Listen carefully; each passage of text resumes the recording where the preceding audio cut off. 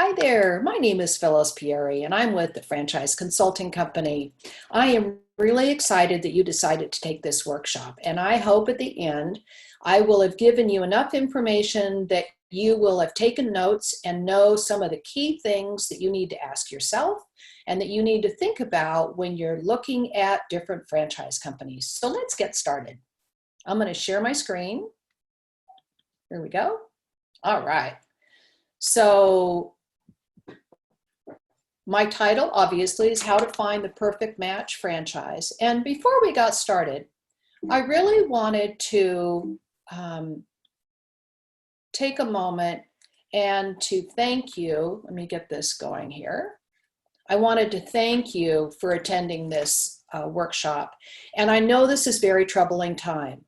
And one of the words that I hope that you will keep mind and keep to your top of mind is optimism. Optimism is a really powerful word. It's hopefulness and confidence about the future or the successful outcome of something. And in today's world, with that pandemic going on right now, this is a word that you can carry with you. So thank you for coming and attending. I wanted to start by letting you know about our International Franchise Association. I'm a certified franchise executive through our association. The lady on the left is Catherine Monson. Catherine and I go way back. She's the president of and CEO of Fast Signs. They're based out of Dallas, but she's our chair this year, and she is working diligently, not only talking with her franchise owners about what's going on every day, but also at the level of our association, getting out and letting people know what's happening. They're doing webinars every day. They've got all sorts of information. So if you go to franchise.org, you can, see all the information that we're providing for our franchise owners. Now, you hear a lot today about essential businesses. So I pulled up a list and I wanted to highlight some of the businesses that are in franchising. Automotive, obviously, that's a very essential business, so all of those shops need to be open. Childcare facilities, gas stations, grocery stores, hardware, home improvement, those are essential services. Home appliance, we have a franchise for that. Laundromats, those are coming back, and we've got some really cool ones. Pet food, pet shops, professional services, legal, accounting, restaurants. I hope that you're supporting our franchise businesses, the food businesses that are happy to stay open and give you delivery services, or you can go pick them up. So who am I? I am a certified franchise executive. I'm also a certified coach practitioner. I've been in franchising, quite honestly, my whole career. I'm a member of the Franchise Consulting Company. I've been a franchise owner. I owned a Sir Speedy in downtown San Francisco. I've helped brand new companies launch their franchise. I've been a franchise coach and a consultant for over 17 years doing the work I do today. And I've also trained people how to do this work. The reality is I'm very passionate about franchising, and anyone who knows me, and if you'll know by the time this is over how I feel about franchising, it's really clear. What is a franchise? Franchising refers to the method of practicing and using another's perfected business concept. The franchisee is granted the right to market a product or a service under a system, very important, and a marketing plan that uses the trademark, name, logo, and advertising owned by the franchisor. You can figure if you have a problem, someone has probably found a solution for you and turned it into a franchise. I mean, there is a franchise for almost everything you can imagine. But the interesting thing about it, in the 17 plus years I've been doing this, I would tell you that 90% of the people, when they think franchising, they think food. And there's so much more than food. While food is great, and I'm not saying anything against food, I'm just saying that open your eyes and open your mind to the possibilities of what else might be possible. So these are the key things about franchising. I'm not going to bore you with all of these legal words, But the most important thing is that if all three elements are present, a trademark, significant control or assistance, which is very important, and a required payment, which is the franchise fee, then the relationship will be a franchise for purposes of the FTC franchise rule. While it does have legalities, the reality is it does work both ways, and it really creates a lot of safety nets for you. So would you believe there's over 4,000 different franchise businesses in 75 different industries? Those are a lot of big numbers. So let's look at what those are made up of.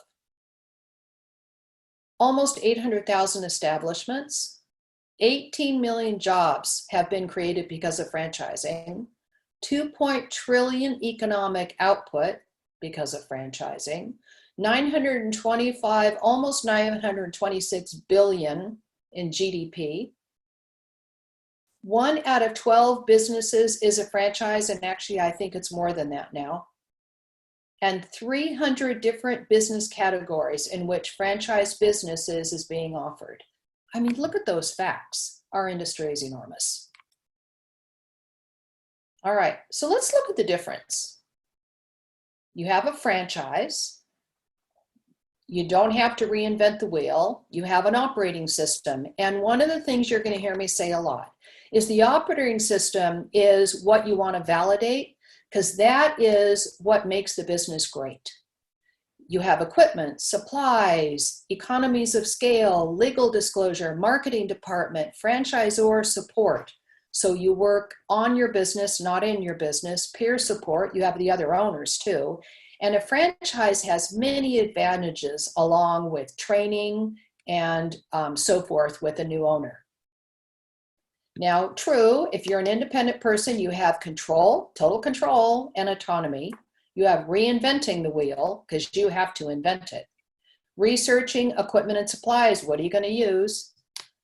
Who's, you're not the only one buying. Are you the only one? Are you, sorry. You are only buying one. Buying a resale, can you trust the seller? Figuring out what marketing will work. Who's going to help you? Well, you can join the chamber. I belong to the Mission Viejo Chamber. It's great.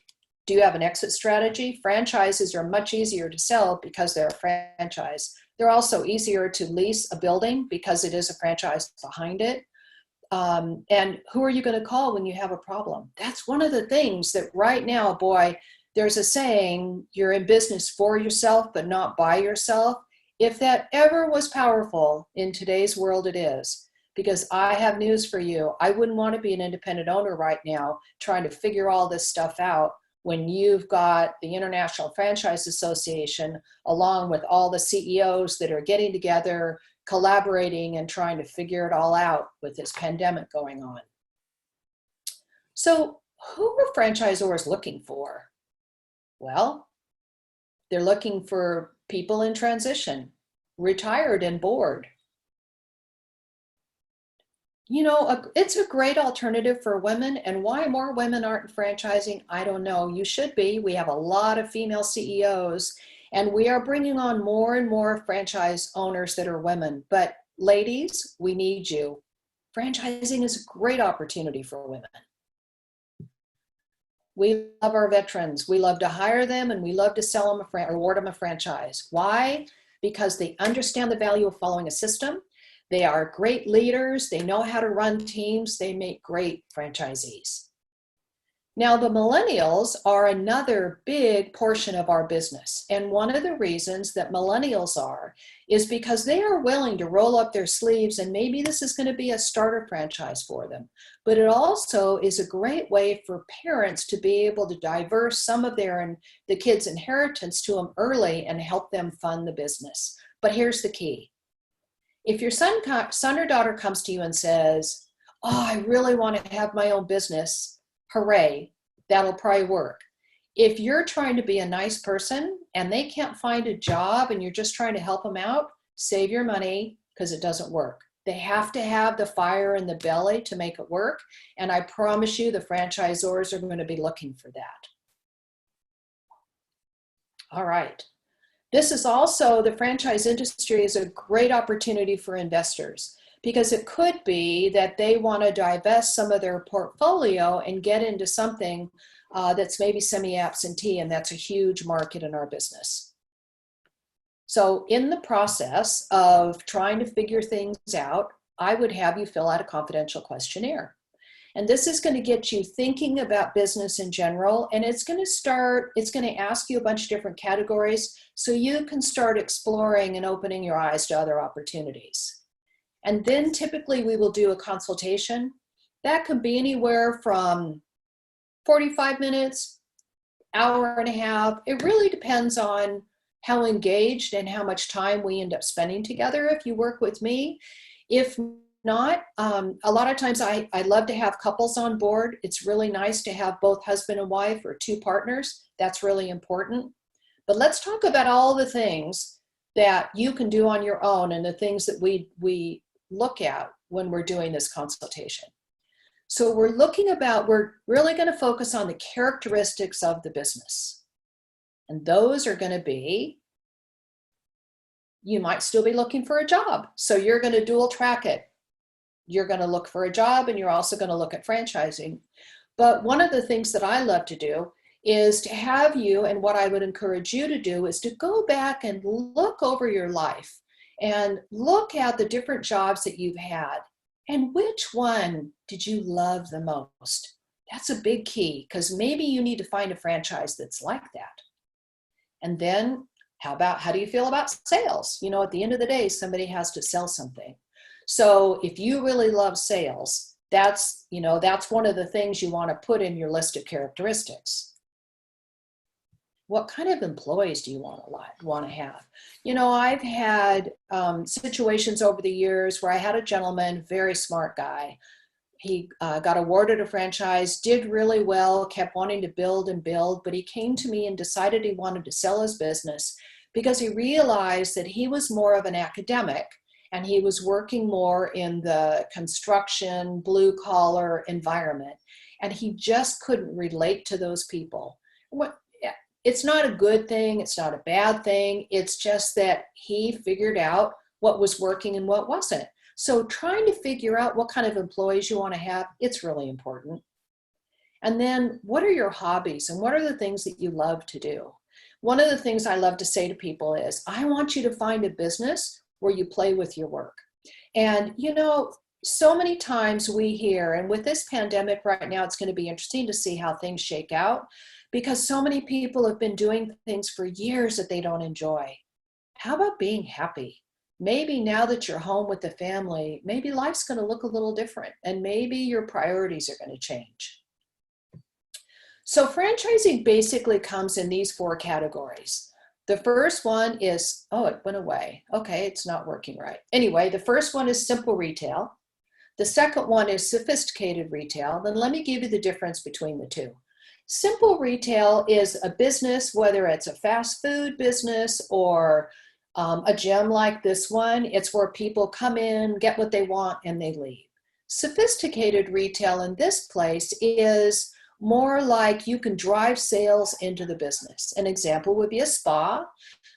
It would be like a batteries and bulbs is a great example of a business where you can drive business in. Another one would be automotive, because in the automotive industry, you're not going to be the mechanic. You're going to be managing the mechanic. You're going to be watching the numbers, but you're also going to be going out and doing a sales element to it, because you're going to be looking for fleet work. Fourth category here is business to consumer, and that is Tutor Doctor, great franchise. They bring tutoring to the home. So anything in home improvement, tutoring, kids programs where you're home-based. That doesn't mean that people are not going to be coming to your home. That's where you're probably going to manage your phone calls. You're going to be out in the community, but you're probably going to be managing a team of people. House cleaning, for instance, big business these days, and will continue to be with this pandemic. Big business, and it's managing a team of people and going into homes. But the difference between a franchise and an independent person who's doing their own cleaning is in a franchise, you're managing teams of people, so you can grow it to be a very large business. The one thing I can tell you about the house cleaning business, they never want for customers. Obviously, finding good employees is challenging in any job, obviously, depending on who you are as a manager. Franchise companies have come up with some great solutions for helping you find great people. And the fourth one is B2B. Sandler Training, great business. B2B is exactly what you would think of. The first three are really going to be demographically, they're either going to be by area code, not area code, by mile radius, or it's going to be qualified households. B2B business is going to be more like the number of businesses in your protected territory is what we would focus on. So, it could be you're more comfortable in the B2B space. So let's look at what the trends are. Let me bring all these little guys in. I've updated this and brought in some new ones. So the 2020 top 100 categories are beauty and grooming. No matter what, everybody's got to get their hair done. Breakfast franchises where they're just serving in the morning. Child care, anything to do with kids is big. Entertainment. Fitness, health, juice, acacia bowls, Mexican food, anything to do with pets, restoration services. A lot of these here are essential services. Gotta have them. All right. So I hope you're making a list. That's what we need to do. So now let's look at you doing your research. Oh, I love this guy. Oops, I missed him. Wait, I want him to do his thing here. Is he gonna work? There he goes. See, he's doing his research for me. Thank you very much. Territory checks. So one of the things that you have to understand is there are a lot of different states, California being one of them, that are what are called registration states. So if you don't work with somebody like myself, you may send in an inquiry, you may be interested in something in California, you may never hear back from them because if they're not registered in the state, guess what? They can't reply to you. So it is important to do your homework and know who the registration states are.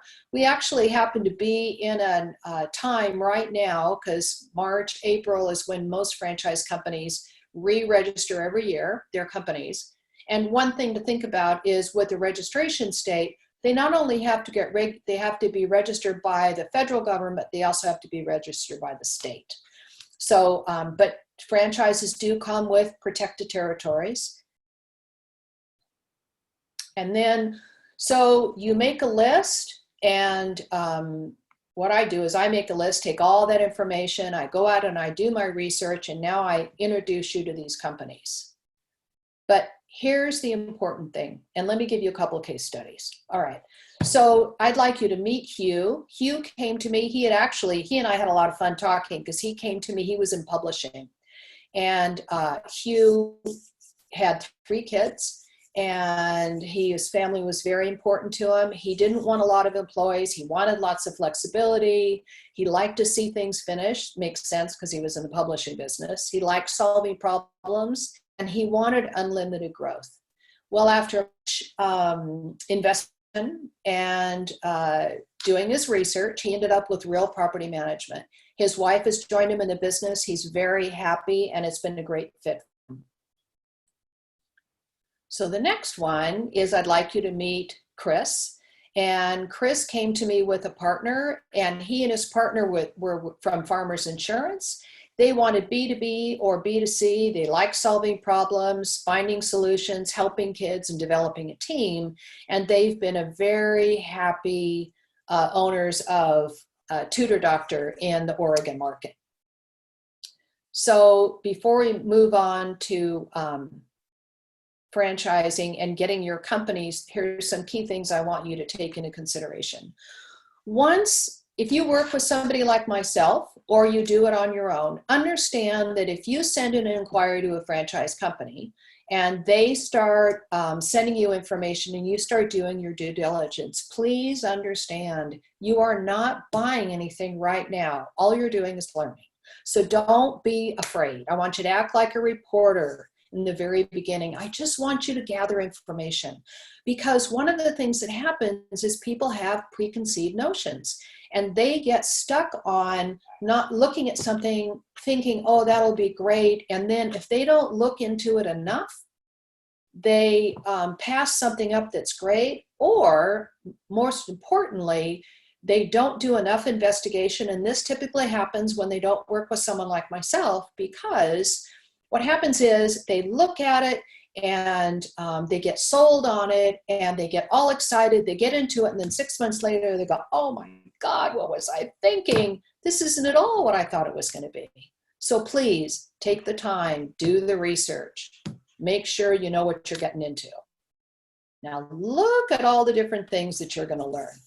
And again, this is one of the things that I love about franchising. When you go into this, into looking for a franchise, you are going to walk away with all of your questions answered. You're not going to wonder, gee, I wonder if I can do it.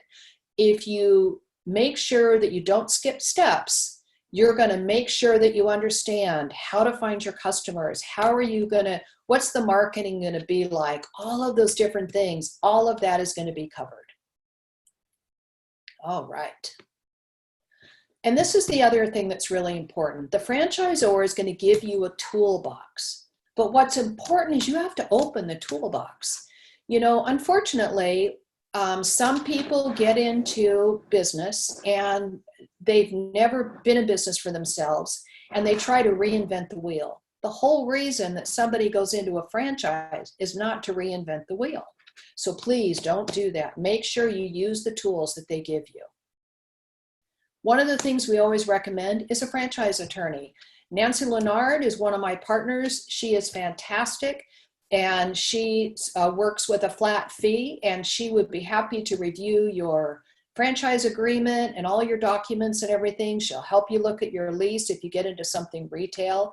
But it's really important that you talk to a franchise attorney. And this is what you don't want to do. You don't want to get your cousin, who's an attorney, to go to school on franchising for you. It's really important that you use a franchise attorney, because franchising is its own little world. You can't make a lot of changes to it, and you want to go with somebody who's experienced.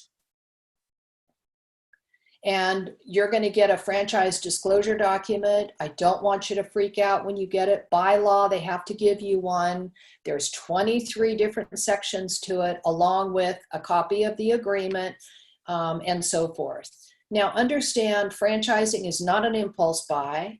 You can't buy anything right away, and plus you don't buy it, you get awarded a franchise.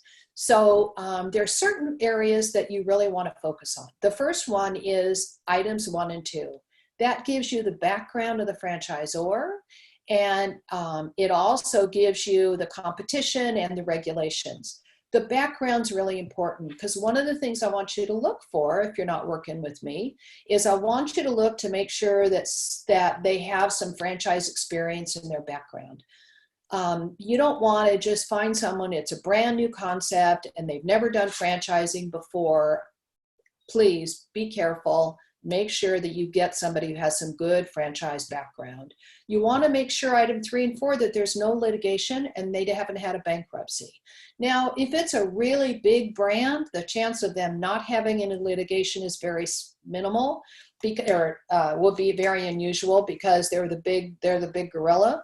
But 9 times out of 10, even if they do have some, if you look close, most of the time it's a good franchise company.